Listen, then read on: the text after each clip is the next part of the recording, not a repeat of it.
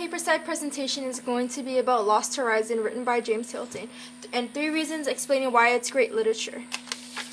So the summary: in the beginning of the novel, 4 travelers get hijacked onto a plane, but it then crashes. Everyone lives but the pilot. So the 4 characters are named Conway, Bernard, Miss Brinklow, and Malison. So they arrived at this place known as Shangri-La, and they start searching for help. So they meet someone named Chang, and he guides them around, showing them what Shangri-La is about. Everyone ends up falling in love with the valley except for Bernard. So Conway ends up falling in love with this girl, but Bernard insists that they should leave because he thinks that it's all a trick. So Conway finally agrees to lead Bernard out, and Bernard tries to convince him to leave as well as bringing the girl that he fell in love with.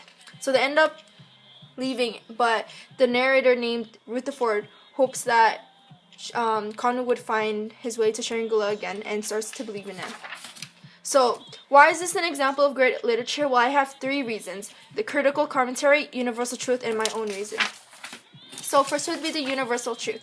Shangri-La is the meaning of peace and paradise, so which would equal up to happiness. If I were to put it into very few words, my dear sir, I should say that our prevalent belief is in moderation. James Hilton. So, Conway demonstrates a behavior of wanting to leave Shangri-La because he seemed to have finally found peace and happiness. Because Conway was from the war, he wants to leave it. So, Shangri-La is evident through Lost Horizon by the characters and interpretations Jim Hilton incorporates. So, the second reason would be the critical commentary by Stephen H. Silver.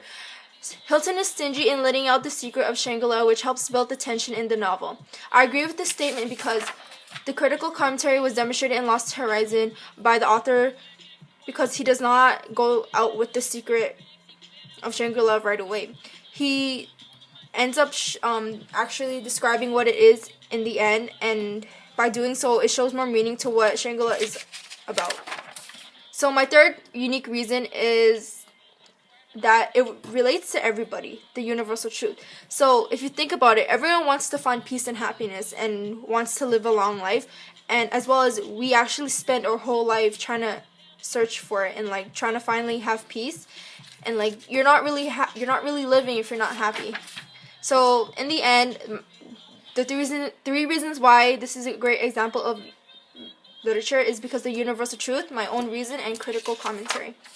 So in the end, do you really think that you're actually living life if you're not happy? Because if you think about it, like, even if you had all the money in the world, you're not going to be happy if you don't find peace. So is Shangri-La a real place? Do you believe in it? Or would you ever want to live in a place like it? Thank you for watching.